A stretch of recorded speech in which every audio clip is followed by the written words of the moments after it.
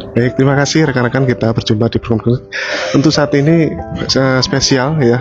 Saat ini saya sedang bersama dengan Gubernur Sumatera Barat, Pak Wahyudi. Terima kasih Pak Gubernur memberikan waktu kesempatan pada membuka acara bimbingan teknis tentang karir jabatan fungsional. Izin Bapak, kita berwawancara sedikit Pak. Ya. Apa support Bapak, dukungan Bapak terhadap seluruh fungsional pengelola pengadaan barang jasa di seluruh provinsi Sumatera Barat ini mendekati tahun politik seperti ini Pak.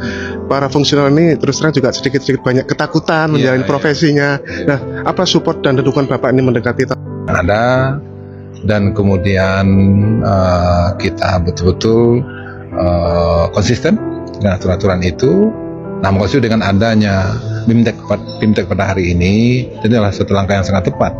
Langkah untuk memberikan pembekalan sehingga pemahaman rekan-rekan yang bergerak di pengadaan ini betul-betul memahami secara lebih baik.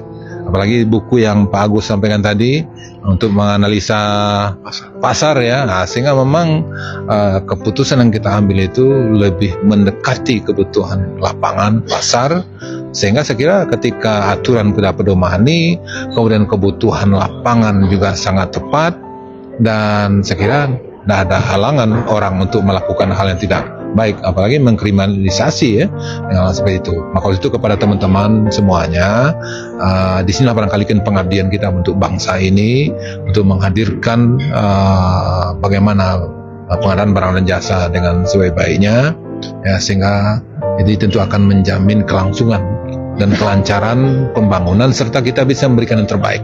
Harapan saya pribadi, kita ingin memberikan yang terbaik dari pembangunan kita di Indonesia ini untuk rakyat. Kadang-kadang kita malu juga ketika ada orang lain memperbandingkan dengan orang lain.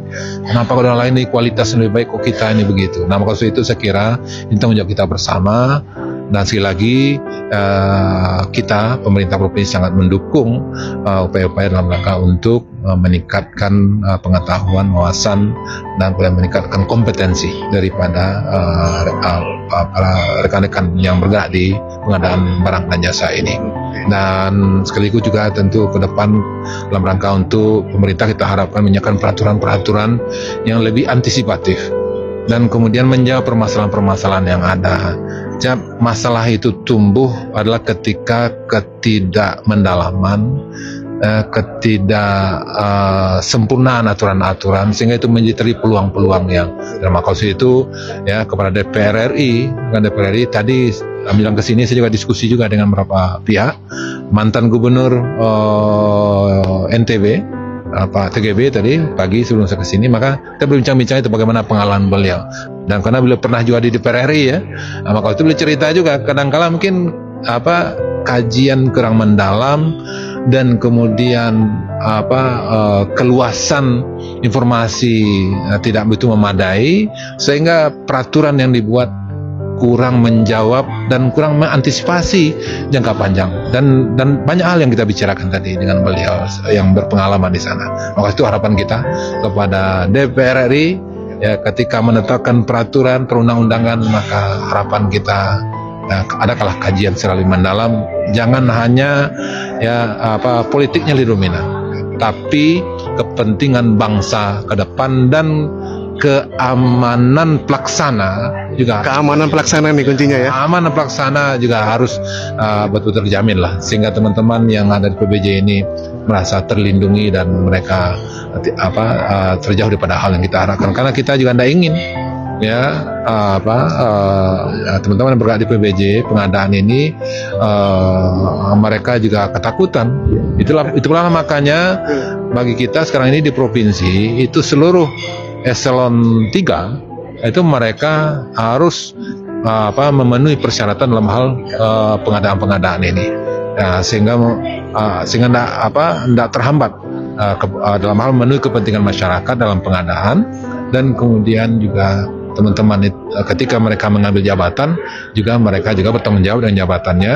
Dan kita ya, saya sebagai kepala daerah tentu juga berkewajiban melindungi. Bahkan dalam banyak kesempatan saya sampaikan, saya tidak mau pada masa jabatan saya ini banyak teman-teman yang berurusan dengan apa ya, saya terus terang kita sampaikan, dan harapan kita begitu. Karena kalau dan kemudian itu pula lah makanya kita juga kebijakan Pak Presiden pada masa yang sudah kan juga sudah cukup bagus ya, bagaimana mengkoordinasikan, dan sehingga memang seluruh pihak penegak hukum ini juga harus mentaati aturan-aturan yang ada ya, sehingga kalau memang ini sudah berperan, maka yang lain sabar dulu kan begitu ya, sehingga memang ini kalau seandainya teman-teman di pemerintahan daerah sering dipanggil, itu akan mengurangi kinerja, dan Mengurangi kinerja ya.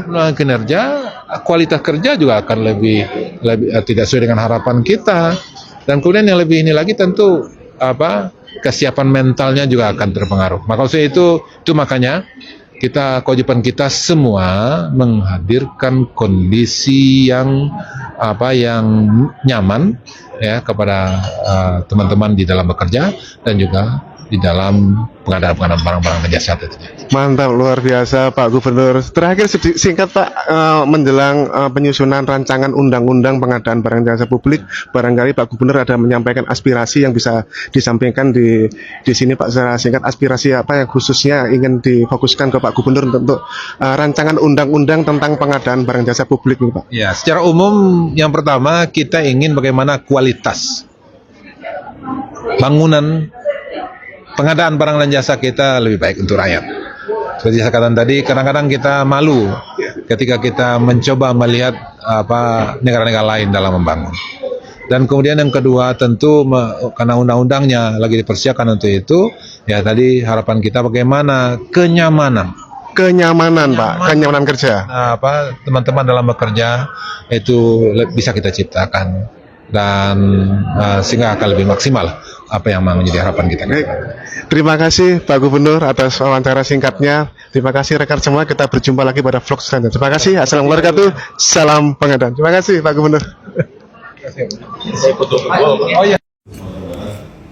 Yang telah mengundang kami dari Dewan Pembinaan Nasional IPI sebagai organisasi profesi para PBJ sesuai dengan yang diamanatkan dalam